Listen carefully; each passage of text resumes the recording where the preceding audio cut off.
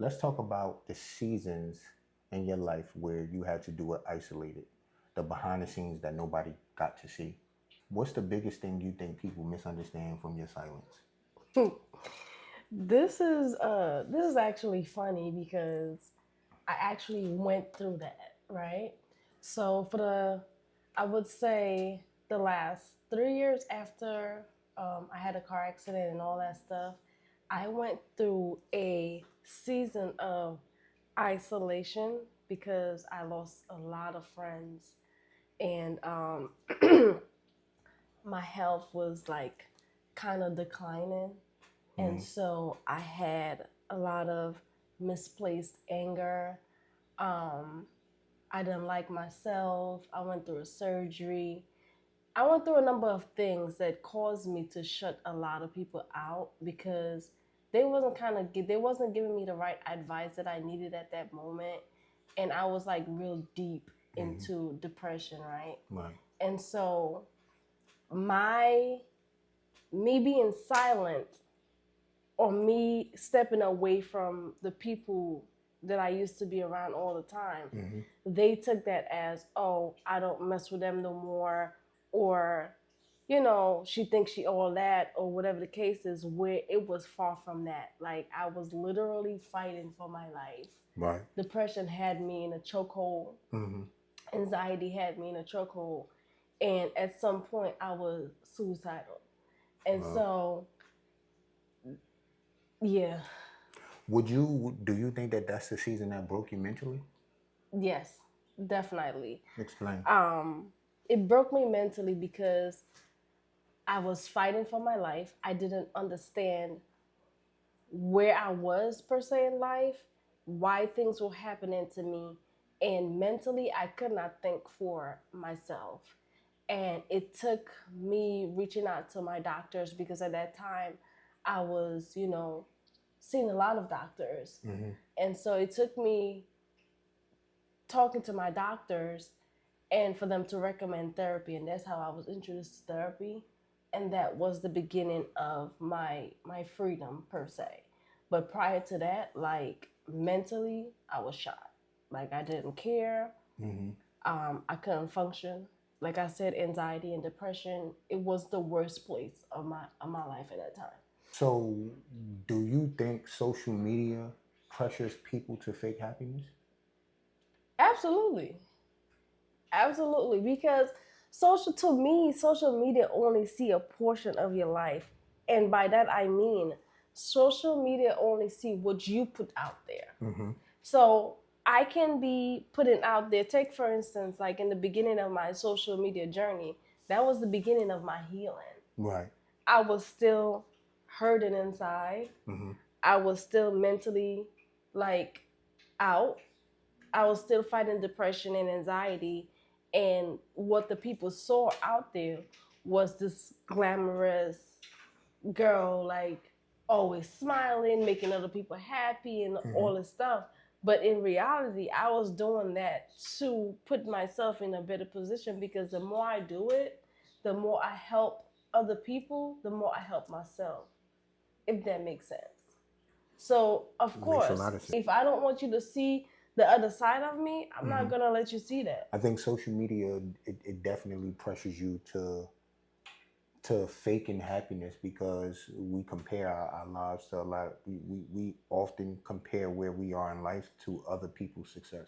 Yeah, You for know, sure. because you got a car, because you just got a house, because you just got a good job, because you're on your healing journey or whatever the case may be. We see that, or people see that on social media, and most people automatically think that, oh, I'm behind.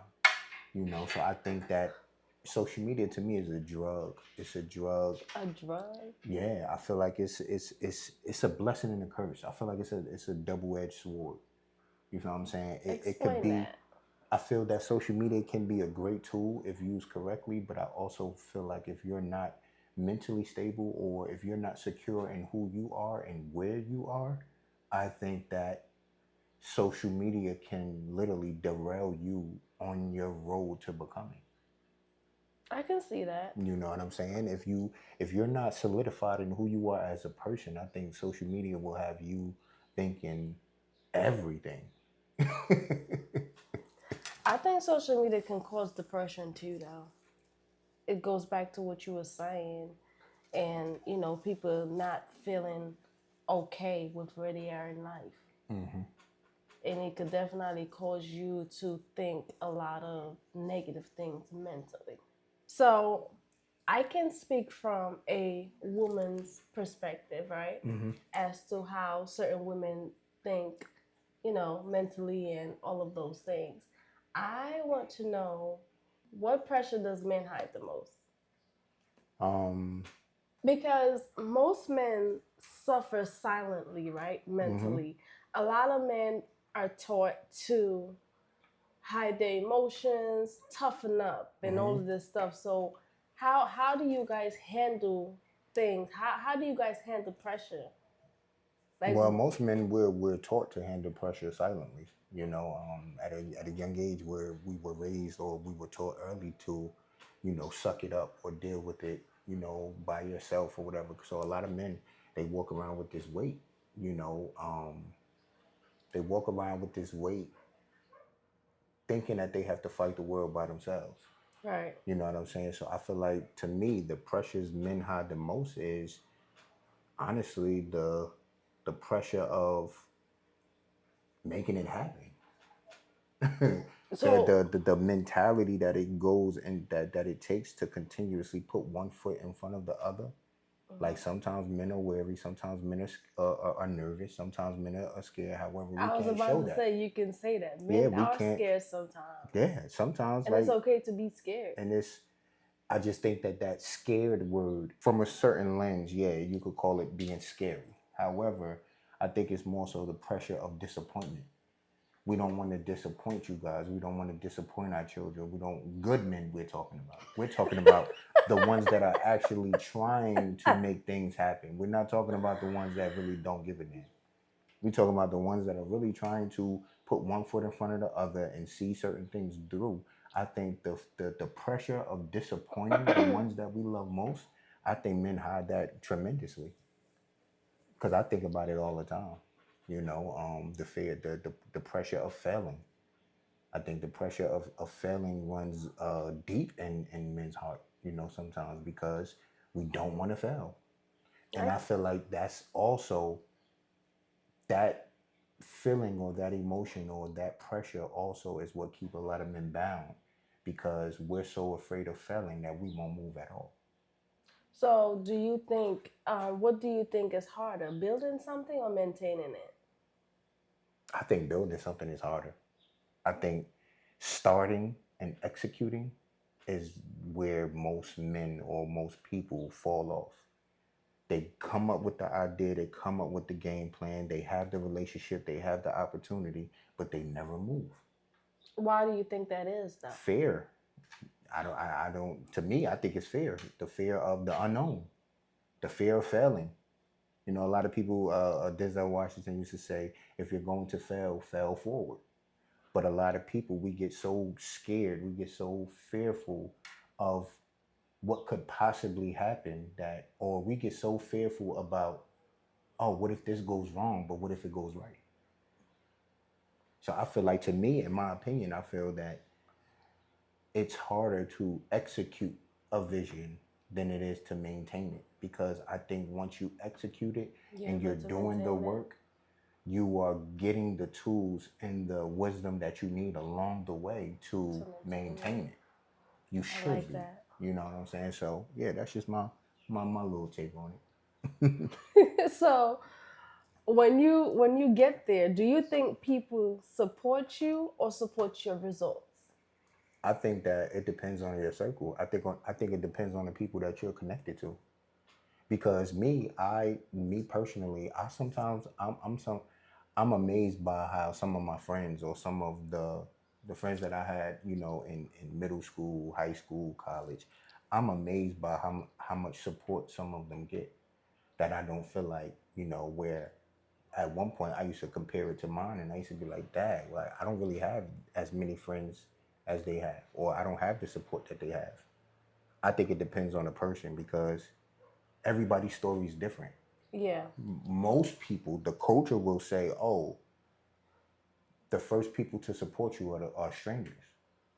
However, I don't think that's everybody's story, because some people come from good families that believe in supporting their family, Their supporting vision. their blood, supporting their vision. Yeah. So to me, I feel like it's all based on the person. But normally, where we come from, typically Who it's is we?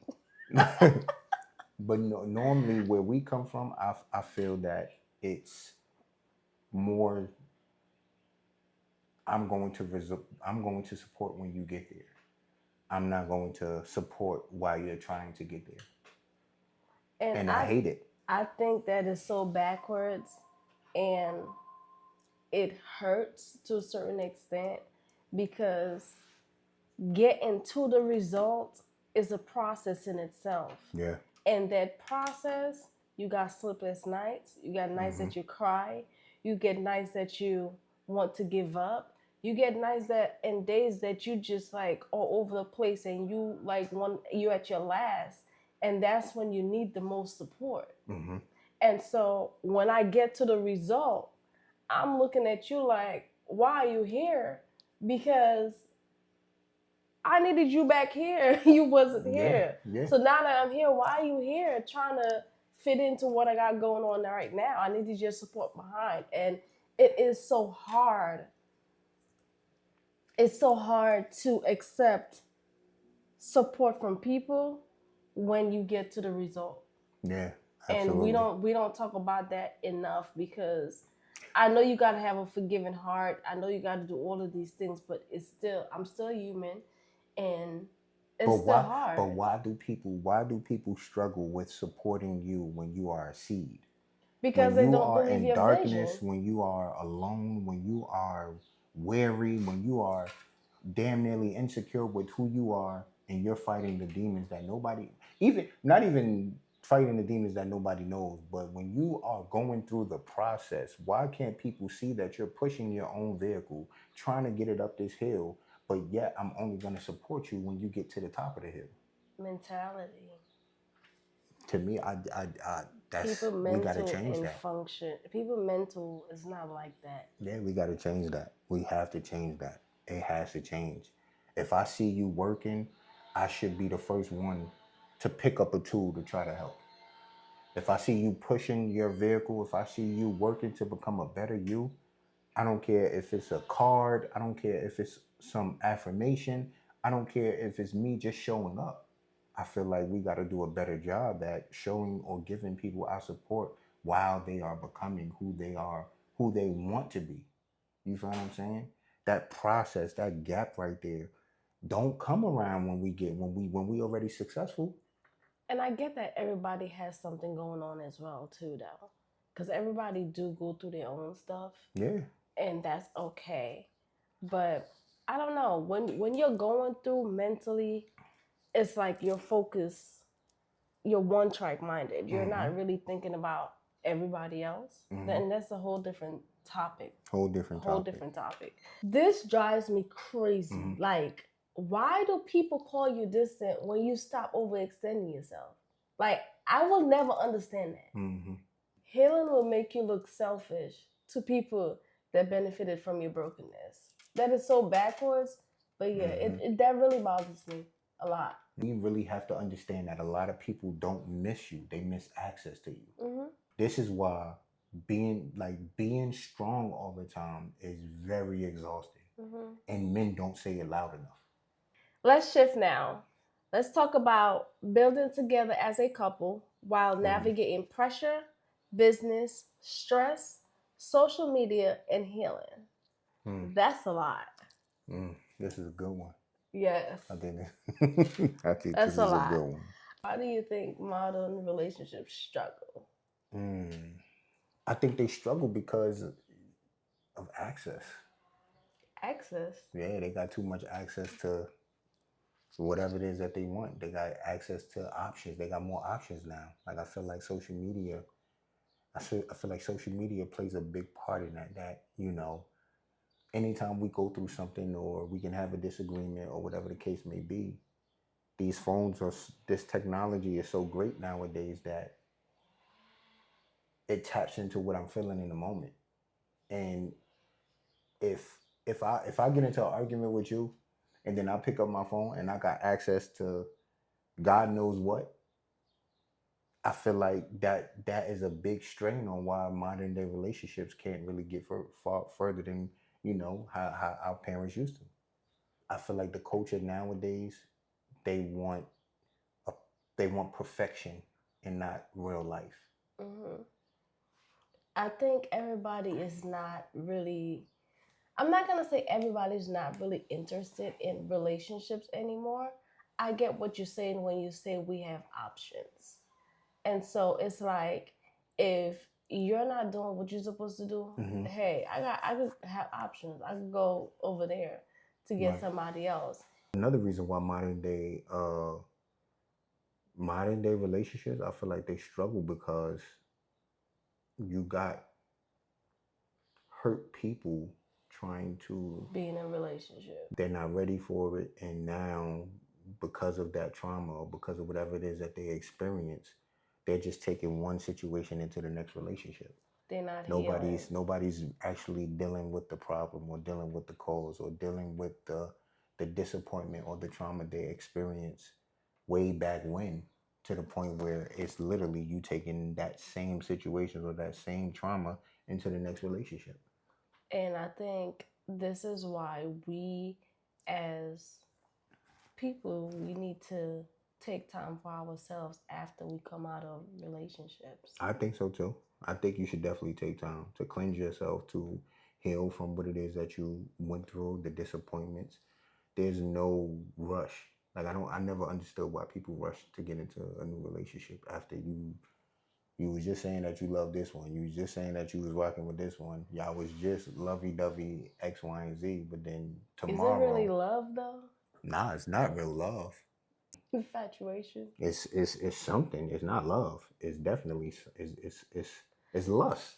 Yeah, because As I long think as you people use that word love very loosely.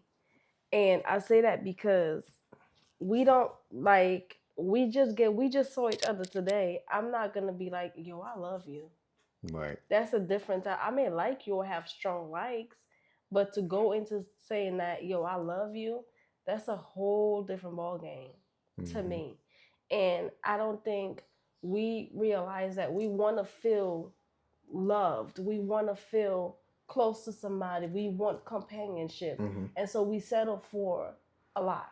Right. We settle for just the okie dokie or, you know, just to rush into things because we feel like we need that companionship. And that comes from trauma too. Yeah. True. Do you think people value loyalty? Do I think people value loyalty? No, not in today's society. Nah, absolutely not. What's So loyalty? what's the percentage though? Let's I don't know. No, I don't have a percentage. I just don't feel like in today's society loyalty really exists. Why should it? Why am I being loyal to something that's not loyal to me? So you don't think people still value loyalty No, I don't. I feel like no, nah, not a lot of people value loyalty. in any circumstance? You don't think people value loyalty? Nah, because I feel like people switch up the moment that you feel what I'm saying. Even in streets, like now, the culture of where we come from, or not so much where we come from, but the culture now is like it's not built on loyalty no more. The moment, So the that's moment, one. what you're doing or what you're connected to does not satisfy what it is that I want for myself, I'm going to switch up. That's the date. That's the times that we live in. So how about loyalty in relationships, like marriage and we'll Like just say marriage. I feel like it does. I feel like loyalty does still exist in marriage. However, I think that modern day marriages have to fight a little harder for it. Marriages that have been married for 30, 40, 50 plus years, I don't feel like they had access to the resources that we have nowadays. That's why So the it's divorce harder. rate is so high right now because Exactly. of that. Exactly They my don't point. have access. Our parents and Exactly our our point. grandparents, they were in relationships. They only had each other. And now we got conversations that I've never heard my mother and my father argue about, oh, I don't have your Password. location. No, forget the password. Like we got modern day marriages arguing about the fact that I don't have your location. But do you understand? So, okay, let's stay there for a second. Oh Lord. Do you understand the reasoning for the? Let me get my thought out. Do you understand the reasoning for the location though? Everybody has an agenda. Everybody has an agenda. But for me per se, I want to know why I would want your location. Now, I don't necessarily need it, but for me, why I would want your location, because I'm operating on like disclaimer, y'all. No, my wife has my location. Just so y'all know. Just so I am not pro location. Like I'm not for giving the location. But however, she has my location for the haters in the comments. Take for instance, I was in this car accident, right? My phone was torn up. It was done.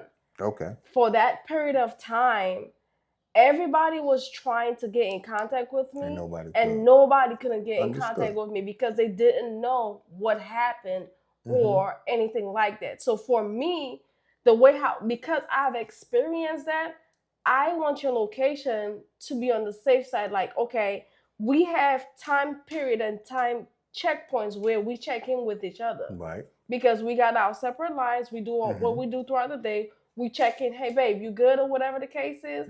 Take for instance that I'm busy and it didn't dawn on me to check in when we normally check in. You know, I'm going to look at when it dawned on me, I'm going to look at your location. He should have called me by now. Right. So I'm going, if I don't get you while I'm calling you or something like that, I'm going to refer to the location. Okay, where is he at? Right. If you're home, then I'm okay, but I'm really not okay because I need to hear your voice. Listen, 99% of the women on social media don't want they do address or they location because they were once in a car accident. That is they true. They want it because they're insecure. I'm not insecure. No, you're not insecure, but we're talking about the culture of modern day relationships, modern day marriages. When we talk about this whole location, sharing of the location situation, most people, they make it, you should be sharing your location with me, not coming from a place that I really care about you, but coming from a place that I really want to keep tabs on what you're doing. Let's keep it a beam. You're right, but I want to keep tabs on you. Let's keep it 100. Let's keep 100. Most women, most men, the men are just as guilty. I want to know if I gotta keep tabs on you like that, I don't need you. Respectfully, 100%. I don't want anything that I gotta literally track down work all day, every day. No, hell no. And that becomes a burden and not happiness. So I think that goes back to having a conversation about why we're in this relationship. What's the purpose for it, right? And so if I can't trust you, there is no relationship. What's one thing couples don't talk about enough? Trust. They don't talk about trust enough? See, it's hard. This one is hard for me because I come from a relationship now where we're open, like we talk about everything, right? So if I was to go backwards, I would say fear. Fear? Yeah. You think relationships, you think couples don't talk about fear enough? How fearful they are about something, stepping into the next phase of their life, being real with themselves, where they are in life. I don't think that's a conversation where we talk about it enough, because having those conversations will help the relationship. But because we mask everything, it's kind of hard to have a successful relationship. I feel like couples don't talk enough about the journey. Like they don't talk enough about the process. They don't sit with, babe, look how far we came. I feel like if more relationships did that, If more couples, marriages, if they took the time to sit back and just look at how good God has been throughout their relationship, Yeah. I think you'll have a lot more people fighting to stay together rather than, blowing up the house the moment I'm something not happens. blowing out the house. I But think some yeah, I people. think they talk about the journey. They don't talk about the journey enough. They look so far where we want to go. They look at where they are now. They look at where they want to go, and I feel as though they don't reward themselves enough. Just like I tell you every time, whether we close a deal, whether we do something good, like let's reward ourselves. Let's take a day off. Let's spend time. Let's relax and just breathe. And I feel like those moments are key into not burning out. So I just feel like they should appreciate the journey, the process a lot more. But some people don't feel seen in their relationship, though. A lot of people don't feel seen. But why? Well, why is that? If I love you, you love me, I support you, you support me, I choose you, you choose me. Why is it that I can't feel seen when we're together? Because we're on two different levels. Some people have, some people in their relationship, sometimes the man is up here and the woman is down there. Sometimes the woman is up here and the man is down there. So that creates friction. But why do we even have that mentality that we're on two separate levels? If when we got married, if two become one and we're operating on that same level, I'm not ahead of you, I'm not behind you, I'm right beside you. That So is why not 100%. why are we looking at it as if it's levels to where we are, where we are? Because a lot of people think like that. That's crazy. A lot of relationships are like that. That's so let not me healthy. ask you a question. Do you believe in 50-50? Do you believe in 100-0? Or do you believe in 80-20? Like, what is your standpoint on So that? my the way that I was raised, or just my stance on it, is I feel like the man should provide and do what needs to be done to secure his family's future. I feel that the whole 50-50 conversation, when you're doing life with somebody, I know Dwayne Wade, Gabrielle Union, they came under scrutiny with that, or whatever the case may be. When you're doing life with somebody, whether you got it or you don't, I do believe in partnership. I do believe that to a certain extent, we should both have our own. You should have yours with what you want to do with yours. I should have mine to what I want to do with mine. I don't want that household or that marriage or that relationship where it's just lopsided. Whether it's you just working and I'm doing nothing, or I'm just working and you doing nothing. I feel like it should be an even give. Why should men feel like they have to literally consume their life with damn nearly just making you happy?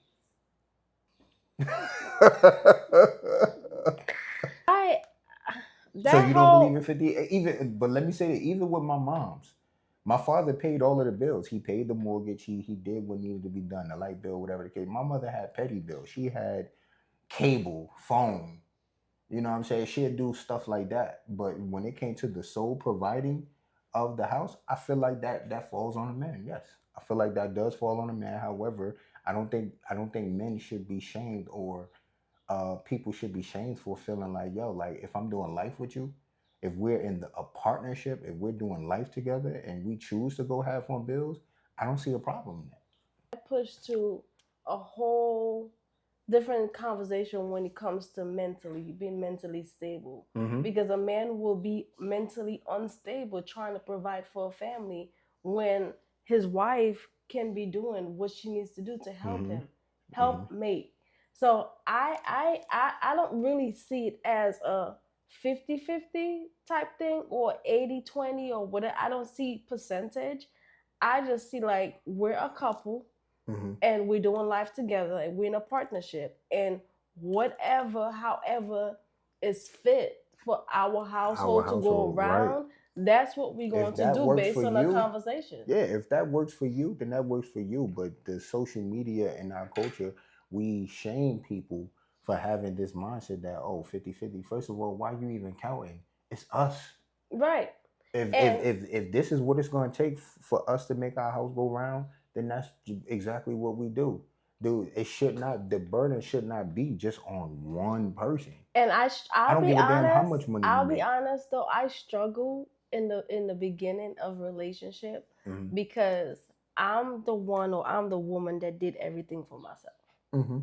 And so having somebody that came in and, helped me get myself together or, help me with certain things like taking on the responsibility of paying the bills or whatever that is. I struggled with that because I was the one doing everything for myself.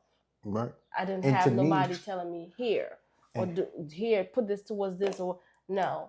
I was doing this by myself, so it was difficult for me to adapt to, you and know. for me, it's even when you had that conversation, I feel like a lot of men, or nowadays, a lot of men are threatened by successful women or Hmm. women that choose to want their own. And for me, I personally am attracted to it.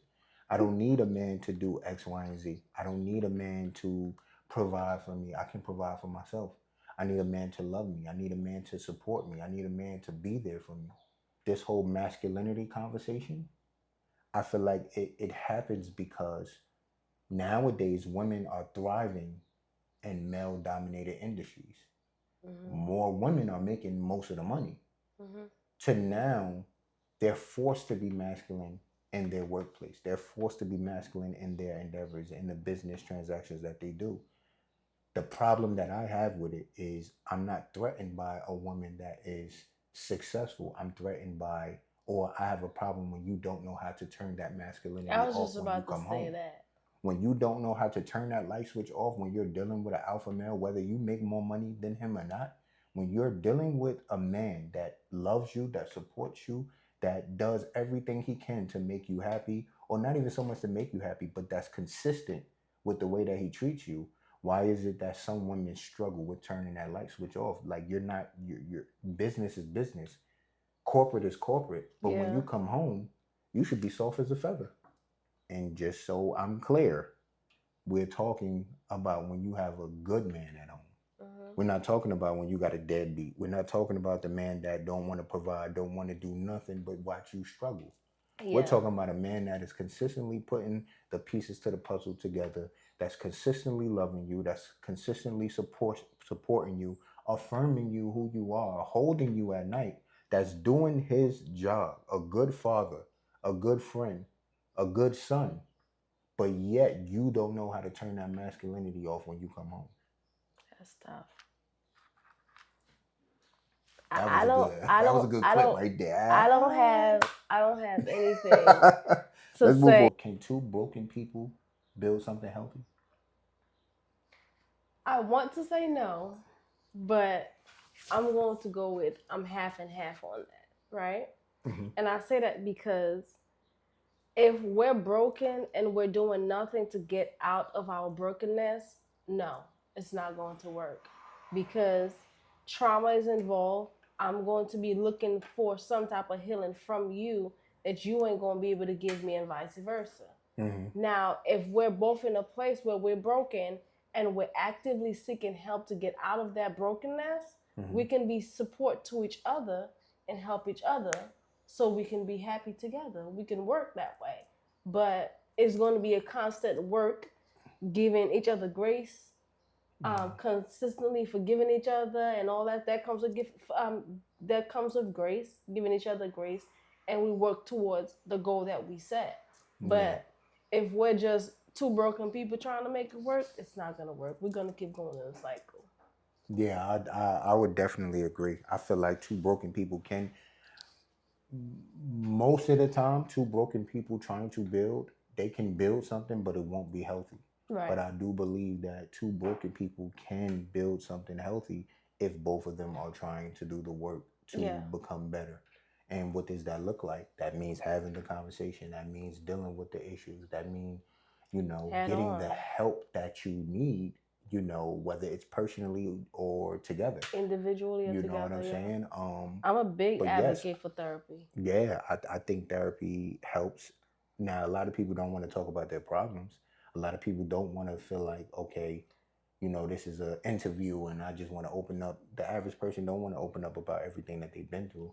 However, how can you heal if you don't address what hurt? I think the problem is people don't feel safe to open up to get healing. But me, I don't feel like people want to feel safe. So you think I, people want to stay in their brokenness? some people I feel like do because it's familiar to them. Some people that's all they know. All they know is brokenness. I don't want to get the help that I need. So I don't feel like I feel like a lot of people say they want help, but a lot of people really don't. Now that's out of fear, that's out of familiarity, you know, of being in that place for so long that now it's become a part of you. But nah, I don't think everybody wants help. I You think got a some point. people I think some people benefit from staying broken. People get accustomed to, you know what? I'm going to milk the system. I'm going to do what I need to do, and I'm going to try my best to stay in a broken place to get the resources and the help that I need. I feel like certain people's brokenness is a choice. And that may be a bold statement to make, but me personally, that's how I feel. I feel Because like, of experience? You say that because of experience, or yeah, you say that because that's just what it is? I feel like that's just what it is. I feel like some people enjoy being broken Wow. for whatever reason. I think that some people are just stuck and they don't know no better. Hmm. I think so. And so you said one thing that I think a lot of people deal with, and that's that that chokehold fear is a big thing, because the fear of the unknown is so wide that you just rather stay where you at, Hmm. because you don't know where this is going to take you. Do you think social media ruined realistic expectations? I'm half and half. What? Yes, it absolutely did. Everybody want the perfect body. Everybody want the perfect relationship. Everybody want the perfect man. Everybody want the perfect woman. Everybody want perfect everything. It's not Absolutely, because everybody. that's all you really see on social media. That's what you see on social media. That's what people put out on social media. So that's why I say I'm half and half. Like me, social media don't make or break me. Yeah. But that's how a lot of these gurus and these people that teach X, Y, and Z and these coaches and they get these massive platforms because they know how to talk, because they know how to communicate, and they know how to persuade you to thinking that they know something. And then the whole time they really playing on your hurt, on your trauma. Like I feel I have gone through that because make $1,000 a day. Yeah, yes, you can make $1,000 a day. Yes, these credit gurus and all of these real estate, uh, coaches and stuff like that that teach all of these. Yeah, you can make $10,000 a day. Yeah, make $1,000,000 tomorrow. I feel I just realistic expectations. It's just like, yo, everybody not gonna be a one hit wonder. everybody's not. I'm with you. I Yeah, just like had to. it's not like it's. I just had to To pull your me, leg for a second. But it's 100%. I agree with you 100%. just like the lady that did the episode where she said, "Oh, for her to take a guy serious, an average guy that she deal with has to have make a minimum of $300,000 a year. The average man don't make $300,000 a year. So when we talk about realistic expectations, I feel like social media has literally brainwashed a lot of people into thinking that, yo, like, yeah, sis got her millionaire. So you know what? I could have a I could have millionaire millionaire too. tomorrow too. Which, truth be told, you might not be $1,000,000 material. Oh, watch out now. Watch out Yo, now. Don't be right. saying that. Like the problem that I have is that everybody wants to be a power couple until they see the sacrifices that have to be made to become so. That's It's a an lot of issue. sacrifices. Nobody, they want to be the power couple, but they don't want to make sacrifices. And to even taking a step further, they want relationship goals, but no relationship discipline. Why are you laughing? Because this is accurate. It's 100% accurate. Like when you really think about relationship, like actually getting involved in a relationship, the sacrifices that comes with having a successful relationship, a lot of people don't want to do the work to do that. Support isn't just posting me. Support is you staying when things actually get hard. I can't do without a post. But what you do behind the post, like behind the scenes, that's what's going to grab my attention. The other thing is, you can love somebody deeply and still need your boundaries. Right. Let's transition and talk about the mental pressure of visibility, success culture, and constantly performing online. So let me ask you this question. Do people compare too much online? Yes. Why do you feel like people compare too much online? Because everybody want to be the other person. I feel like it comes from a place of course, it comes from a place of insecurity. Insecurity for sure. People are not founded and solidified with who they are as a person and where they are. So it's easy to compare online. When you see them driving a new Benz, or they got a new house, or they got a new job, or they flashing money. I want that too. Don't you have that? I do. Oh, you saying that's what they saying? Oh, I want that too. Oh, so you see them pull up in the bed, you say, I want that too. Yeah. That's how jealousy come into place in all of this thing. But why can it never be that? Oh, they got that. I'm cool with what I got. That's how I'm very humble. If me, I went through a very humbling season of my life to the point where anything people have, I'm not jealous of it. I don't want it. I know what it takes to walk in my shoes. Oh yeah, word. I agree. So I don't want nothing what you got. Now, you probably went through a lot of stuff to get through what you got. Yeah, I know. I could. Yeah, I understand where you're coming from. What's dangerous about social media validation? The example that you're using to validate where you are or what you're doing may not be authentic. It's not because some people, everybody ain't got it.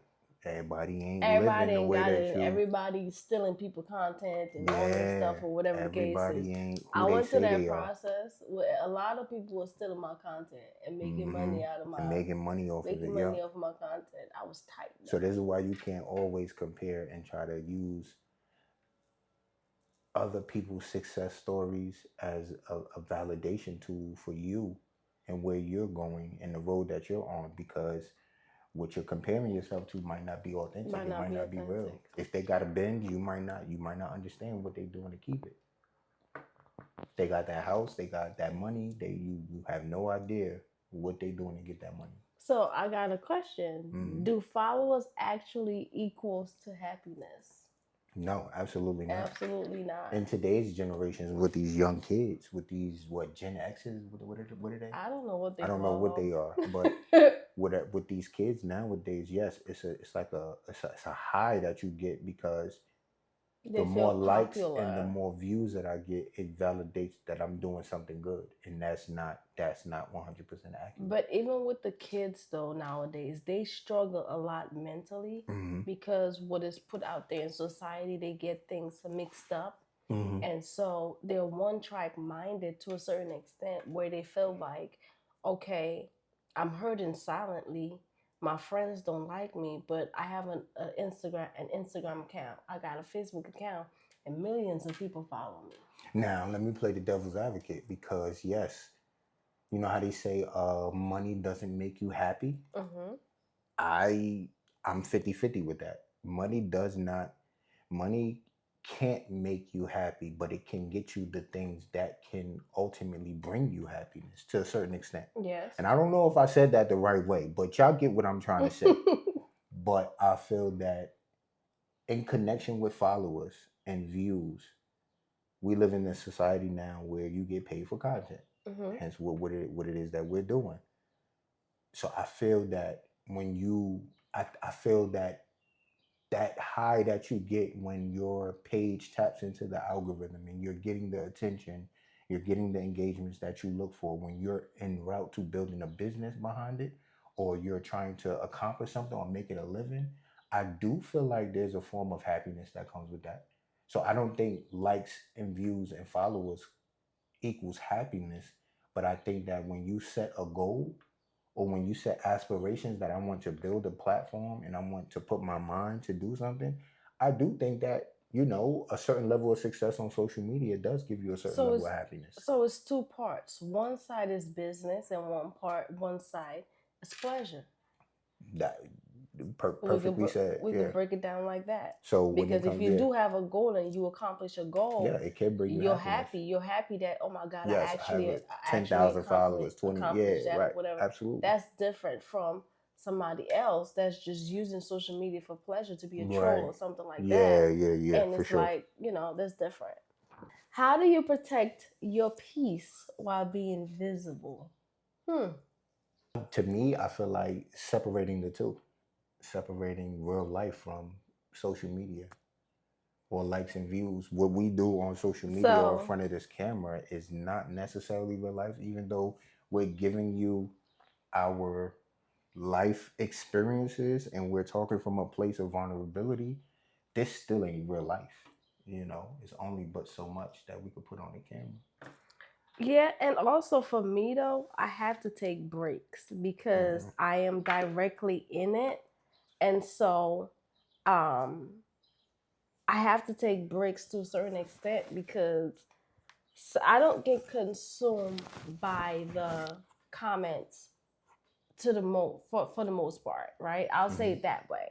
But there are certain comments that I read when people say certain things that triggers me because Hmm. I am doing things from a healing perspective, and so it challenges me to the point where I have to give the people that I don't know grace, Hmm.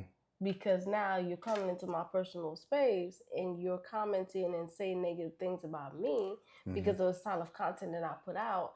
That to a certain extent can be hurtful, but for me it's not hurtful because I am protecting my peace. I'm protecting myself to a certain extent. It's a shield, Hmm.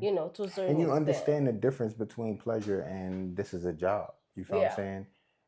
For the one, I feel like social media is not for the weak. If you are insecure with who absolutely. you are as a person, fit like it's two sides to that because there are a lot of insecure people that still get in front of this camera and they have millions of followers, and Right. you would never know that they're really insecure. Correct.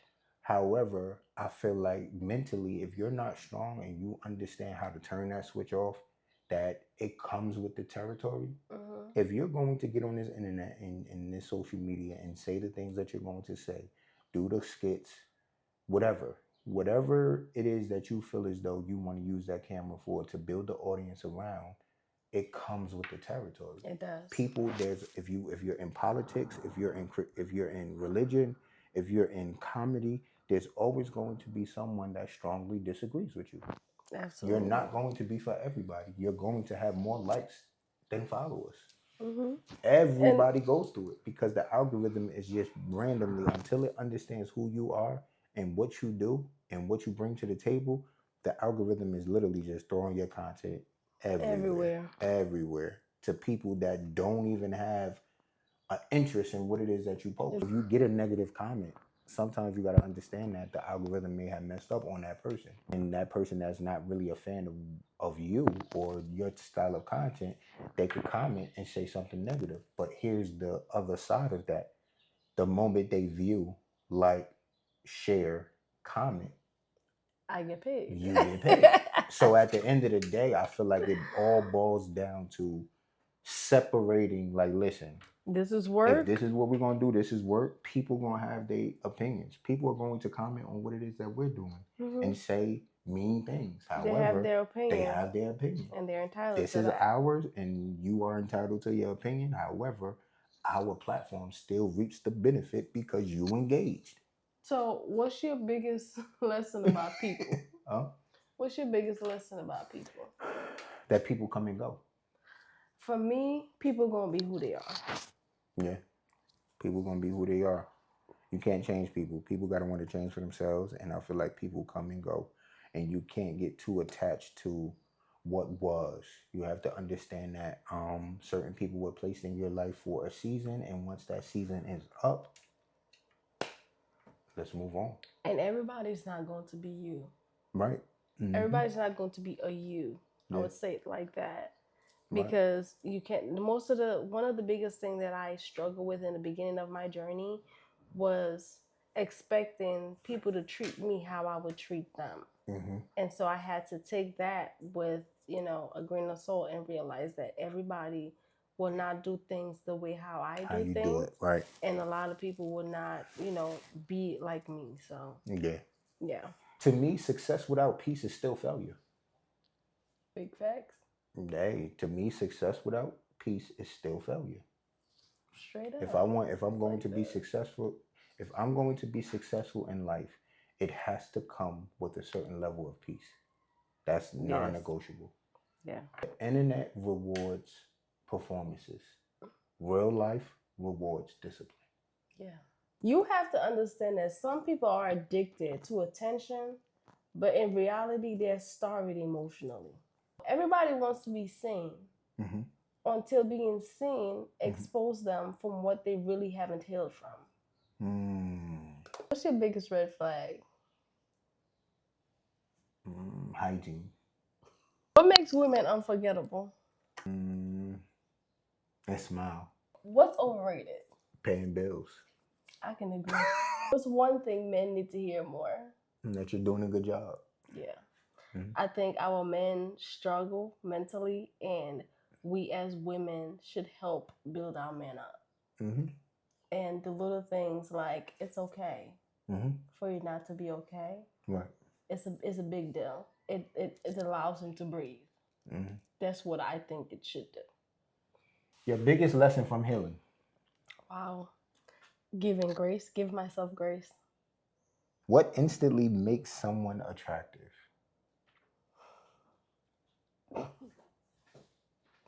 The feelings, the way how they make me feel when I look at them. You get them little butterflies and stuff like that. Do I give you butterflies? You do. Oh, all right. It was better now. What's one thing women need to stop normalizing? I may get a lot of flack for that, but women should stop normalizing being themselves. Every woman wants to be like the other one, when you should be original. Be yourself. What does peace feel like now? Peace, be still. It's like that. Peace right now feels like, yes, I'm happy. Mm-hmm. I can walk without looking behind. Mm-hmm. Peace for me feels like I can have respectful conversations and be okay with whatever the outcome is of those conversations. Mm-hmm. Peace just means like I can sleep. At night. Yeah. And I can wake up. Peace just feels like me and God good. What's a toxic trait you had to outgrow? Huh? What's a toxic trait you had to outgrow? Dang.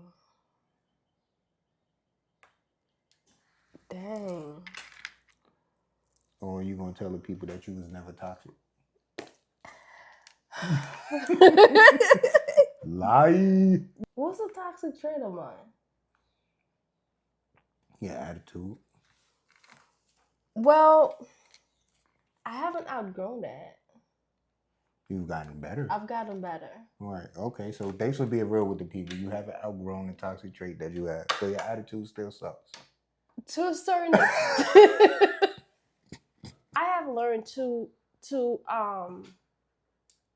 take a moment before I respond, or with anything in life. Like I have learned to take a moment before I respond, or to identify what I'm feeling before I give off an emotion, right? So sometimes it's just instant. You get the stink look and whatever. But I have learned to control those better. Consistency is more attractive than potential. Peace became more attractive to me than attention. Everybody talks about loyalty. Discipline is rare. If you're in a season and you feel unseen, keep building anyways. Understand that the process may not get applause immediately, but eventually the results will speak loud enough. And remember, protecting your peace is not weakness. It's survival. Welcome to the SoundMind Podcast. We talked about it. We should do this. Nah, I mean, welcome to the SoundMind Podcast. We talked about it. Be sure to like, comment, share, and subscribe to keep the conversation alive. For exclusive episodes, behind the scene content, and to support the movement, Join our Patreon where the real supporters tap in.